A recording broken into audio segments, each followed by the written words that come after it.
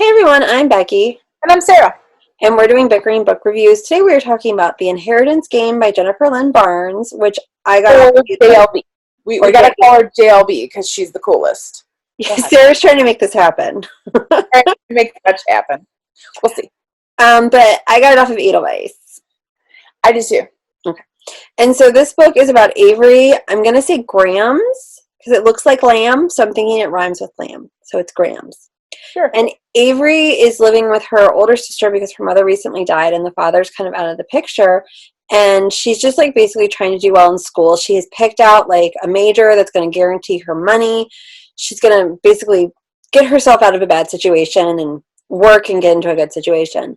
And one day she gets called to the principal's office and there's this random guy there who's a couple years older than her who says, "You are my grandfather's will. We can't read it until you're there." So she's like, "Oh, okay, well, I guess I'll go." So she and her sister, Libby, go to Texas and they find it's Tobias Hawthorne, who is included her in the will. He has $36 billion. And Avery's like, "Cool, maybe I'll get like $10,000 and make my trip worthwhile." So they read the will, and it turns out that he left Avery almost everything. Avery has no idea who this is, but she has to spend the next year living in this huge compound with all of his family, who he has just disinherited, who she's not allowed to kick out unless she has just cause.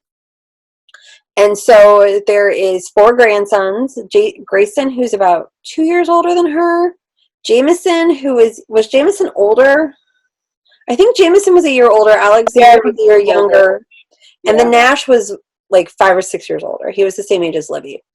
Yeah. And they get these letters from Tobias, and there's like some hints, and they start to realize that there's kind of like a riddle and a puzzle going on.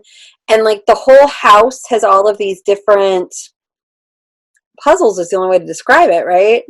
Yeah. And basically they have to solve the rhyme. Essentially a puzzle box. Right. They basically have to solve the rhyme to figure out why he disinherited everybody and what's the angle and what's going on. Without giving anything away. I feel like that's the book. I mean, this book is a solid book. Like, just like all of her other books, I enjoyed it. It goes quickly. The characters are so strongly developed. The setting is fun and interesting. It was just fun. It was the whole book, like as you're like reading it and like they're trying to figure out like different things, you're like, what's gonna happen next? What's gonna happen here? I mean, like, Yeah. I feel like I say this every time I read one of her books, like, this should be a movie. It would be a cool.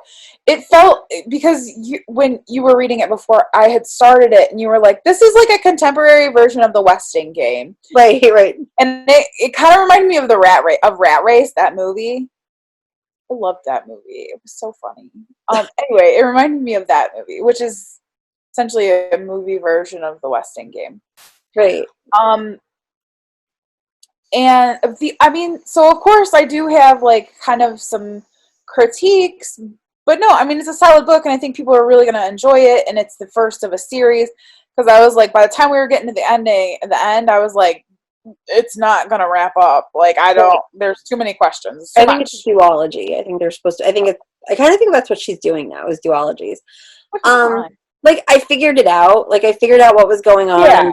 Like probably 50 pages. And I wasn't even, like, trying. I was like, oh, there it is.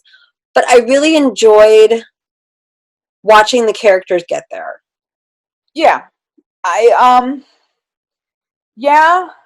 think there also needed to be a little bit of work done with Xander, because at first, the way the characters describe him, I thought he was 12. Like, it took me a good amount of time to figure out that he was like 17. Right. So kind of just developing like that aspect of it. I loved the best friend character who curses, who like doesn't curse. So everything's like foxing this. I know, and it's so good, and it's so funny, and it's so solidly built. I know just enough about the main character to know that she's really good at like working through puzzles and solving puzzles and seeing through that. I just wish that there were more opportunities for her to show that, because I felt like she really didn't solve a lot of things like on her own. I wanted a little bit more with Grayson, but I feel like I feel like I'm not going to complain about that until we get to the end of the next book. Like, I feel like this is definitely going to be one of those where you have to judge them together. Yeah, I agree. I agree. I think this definitely was a lot of exposition. I think it was solidly built.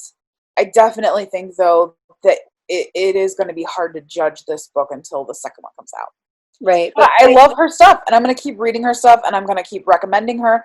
I think she's underrated. Like, I think more people need to know about her. I think that she's just awesome, and so calling her JLB is her getting to, like, the highest status. No, I really enjoyed it, and I know, like, her, what was the one about the cotillion, which I loved? The Debutante? Yeah, but it's not what it's called. It's, Little White Lies. Yes. Like, that book, like, I pushed on people. I was like, did you read this? I'm, like, Have you seen this? envisioning the Did you know about this book? And I feel like this is going to be one of those. I also feel like this is one of those books that I can take into a classroom, and if I talk about it, they're going to want to read it. I agree, and the cover sells itself. Cover is gorgeous. We were texting with one of our friends, and she was like, love the cover, I'm in. Yeah. So, and I think that's something, like, a lot of teen books don't necessarily have that teen appeal, and I think this has that teen appeal. Yeah, I agree. Should we rate it? Yeah. So our rating system starts at the top with 5 unicorns. We go down to 2 unicorns. If we don't like it, it's a horse. So I'm going to give it 4 unicorns because there are some kind of little critiques that I had that, like, it could be made better, but it was a really solid book.